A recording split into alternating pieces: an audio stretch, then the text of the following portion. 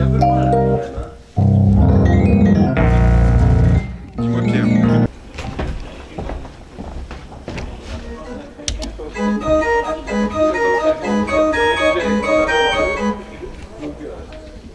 Bon, évidemment pour toi, tu vois bien, ouais,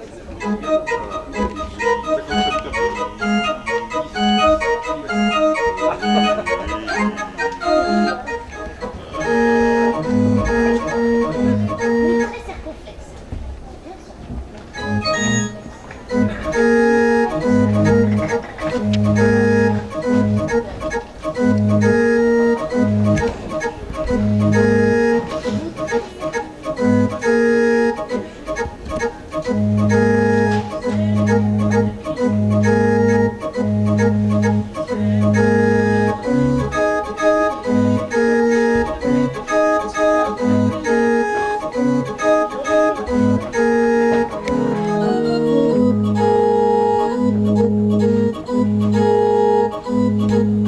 C'est cet homme qui s'en est vu pleurer des feuilles, deuil après vie, après deuil, et l'ange élucidant.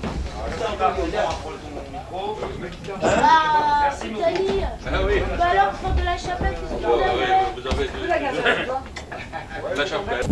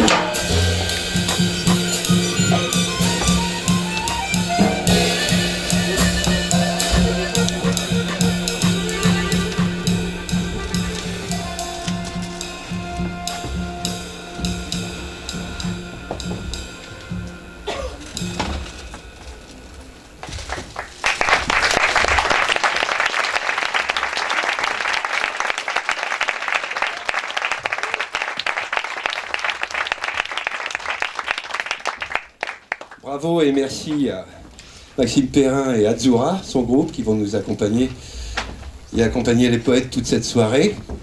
Eh bien, bienvenue, bonsoir à vous. Ça va, tout le monde est bien?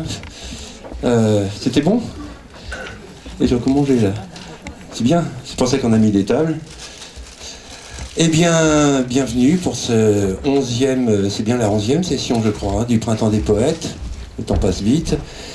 Bienvenue au Grand Parquet, bienvenue au Parvis Poétique. Pour lancer cette soirée, moi je vais vous proposer déjà quelques petites citations gigognes en quelque sorte, parce que je me suis aperçu que je voulais citer quand même un petit passage de la présentation de cette thématique de cette 11e session du Printemps des Poètes, consacrée donc au rire en poésie. Et donc ça a été présenté par Jean-Pierre Siméon, comme chacun, tout le monde ici je pense le connaît, poète et responsable du Printemps des Poètes, qui lui-même commence d'ailleurs par une citation de Alphonse Sallet, qui est, que tout le monde connaît je pense, les gens qui ne rient jamais ne sont pas sérieux. Voilà. Moi j'ajoute que les choses sont trop graves pour les prendre au sérieux, effectivement. Et donc il continue, il présente comme ça le thème. Si elle s'attache certes aux grandes questions et aux grands enjeux de l'existence, la poésie ne s'interdit pour le faire nul moyen. Depuis les phatrasies médiévales jusqu'aux actuels chahuteurs de langue, on va en voir quelques-uns ce soir, en passant par les pataphysiciens et les dadaïstes, la poésie n'a cessé de recourir au burlesque, à l'humour, à la satire. Oui, tous les rires sont dans la poésie, sauf le vulgaire et le mesquin. On va voir. Voilà. Écoutez, je crois qu'on l'a vérifié effectivement. Je ne sais pas si certains d'entre vous, certainement, ont déjà assisté à d'autres choses qui se sont passées, puisque là, on arrive presque au terme de ces 2 semaines du Printemps des Poètes, qui se termine, je crois, dimanche. Et c'est vrai qu'on a vu ici et là des choses extrêmement diverses. Ça a commencé d'ailleurs par la grande soirée, je ne sais pas si vous y étiez. Il y a beaucoup qui étaient à la grande soirée aux Folies Bergères. C'est pas mal d'ailleurs, hein, aux Folies Bergères, de commencer une quinzaine de la poésie. Je trouve que ça donnait quand même un petit peu le ton. Et ce soir, nous, on va faire quelque chose d'un peu, comment dire, un peu décalé. Voilà. On a invité des poètes un petit peu... je dirais pas des poètes décalés, quoi, parce que sinon ça est peut-être mal vu, je sais pas comment ils le prendraient. Mais bon, tout de même, vous allez voir des gens qui abordent l'humour en poésie d'une façon un petit peu particulière. Mais ce qui nous a intéressé également, c'est aussi le regard qui est posé sur la poésie. Parce que eux, les poètes, ils savent plus ou moins ce que c'est, la poésie. Et le rire en poésie, il y en a un peu moins qui le savent. Mais le regard que les gens en général portent sur la poésie, est un regard plutôt, pas quand il existe, grave, sérieux, un petit peu inquiet.